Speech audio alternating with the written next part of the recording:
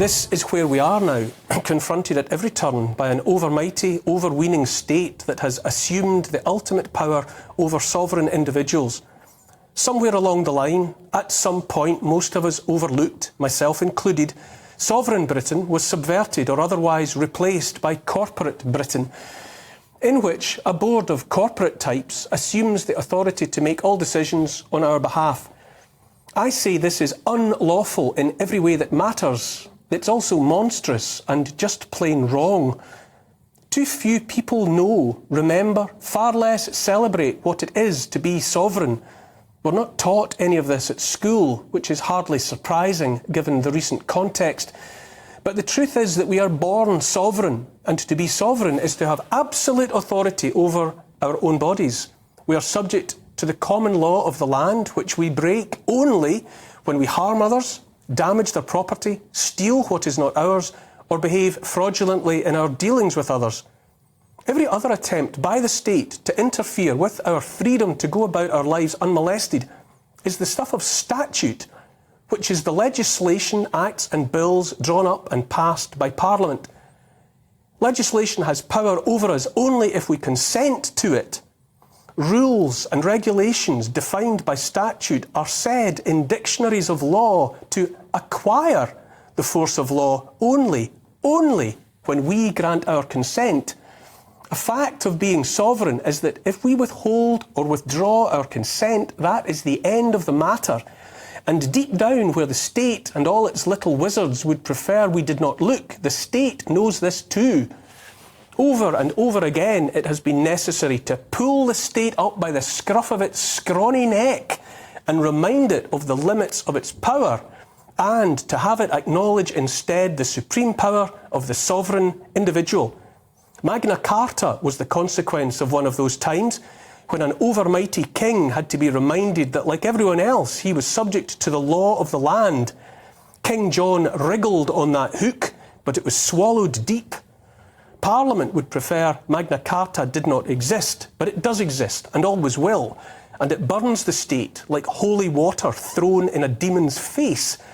If the state could destroy Magna Carta, unmake it, then it surely would. The state seeks to dismiss it, to paper over it, to distract us and have us look the other way, to persuade us the Great Charter's power is gone long ago like that of a battery run flat. But deep down, the state knows the law of the land still thrums with power over them. The fact, the inconvenient truth, is that the law of the land is older than Parliament. Magna Carta, which only restated and reaffirmed the ancient common law, was sealed before Parliament even existed, and so is literally beyond Parliament's remit. The unwritten constitution for which Magna Carta speaks is likewise out of Parliament's reach. The law of the land just is. We all know without having to be told that it's wrong to kill, to do harm, to steal, to lie. Parliament, government, the state are no more and no less than creations of human beings. That which is created by human beings stands beneath human beings, is subordinate to human beings, serves and does not rule human beings. Remember that too when talk turns to artificial intelligence. Nefarious types in the state know the inalienable rights of people are constant as the North Star. Many of the state's minions may have chosen to forget as much. Plenty of Parliament's wizards are, like so many other people, genuinely unaware of the truth of the law. Lack of knowing is of no significance. The truth is the truth, whether it's known or not. Magna Carta was the restating of truth, restating of the common law that by the time of the sealing of that charter was old beyond the reach of memory. The Nuremberg Code, born in the dark shadow of World War II and all its attendant horrors, was another time when some people had to be reminded of that which is true, which is that the individual, every individual, is sovereign, having absolute authority over his or her flesh and blood, and that nothing at all might be done to a sovereign individual against their will without their consent. The code is primarily for the attention of physicians, and point number 1 states, quote, "The voluntary consent of the human subject is absolutely essential. This means that the person involved should have legal capacity to give consent, should be so situated as to be able to exercise free power of choice without the intervention of any element of force, fraud, deceit, duress, overreaching, or other ulterior form of constraint or coercion. The Nuremberg Code is not binding in a legal sense, but which decent human being would dispute the thinking and intent at the heart of its matter? How much of the Nuremberg Code was ignored during the COVID debacle? How much is still being ignored while I speak these words? There is much debate over whether or not the state uses what are called legal fictions to gull us into submitting to its legislation. There are those who argue that our birth certificates and the registering of our births are part of a legal process, legal and not lawful, by which a corporation is created in each of our names as it appears on our birth certificate, and then by the process of the registering of the birth, that corporation is handed off to the state to do with as it pleases. That legal fiction has been described as being like an overcoat tailored by the state and offered to each of us for wearing. If we don the coat, the thinking goes, we unwittingly accept the rules of the game the state is playing. Be that as it may, entertain the speculation about legal fictions and straw men, or don't.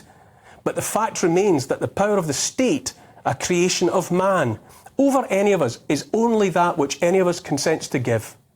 And yet the 19-year-old girl ST is dead now, without her consent, despite her spoken determination to fight for life. This is where we are now, and this is why I ask whether it's time for the call for change that is described by some as revolution. Last week I put a couple of lines on social media, wondering if anyone else was thinking about revolution. Last time I checked, each of the messages had been viewed over 1 million times. I've been contacted by people from all over the West saying their thoughts chime with mine. I hear especially from Americans looking on in desperation while their country floods from the south with millions of newcomers of unknown provenance and intent. I live in a world of unanswered questions. I want to know the truth of the products pushed as vaccines. I want to know how many people were killed or hurt by those products. I want to know why hundreds more people are dying every day in this country than might have been estimated based on previous years. That's the equivalent of an unexplained passenger plane crash every day. Why are those people dying?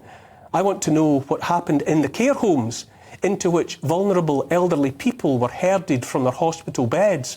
So many died, many alone and in circumstances of abject misery. I want to know exactly how those elders died. I know that many of their loved ones want to know those details too. Yet again, we have plainly reached a point when the state must be reminded who's in charge, which is to say, we are in charge, the sovereign individuals of this land. This is where we are now in the West. The state is making no secret of the further powers it would award itself, fantasising about kicking down our doors and stamping on our lives. But we are sovereign people in sovereign nations, watching the day-by-day reality of a corporate takeover of our very existence. Authority over our lives, our way of life, unlawfully assumed by corporations. Corporation, there's another word worth paying attention to. It means to make or fashion into a body, a whole composed of united parts. If a corporation isn't a Frankenstein's monster, that unhappiest of creations and capable of inflicting terrible harm upon those it has come to despise, then I don't know what is. Here's the thing, I have no interest in pitchforks and flaming torches. The killing of people and the destruction of property and infrastructure are the activities of government and the state, and I want no part of that.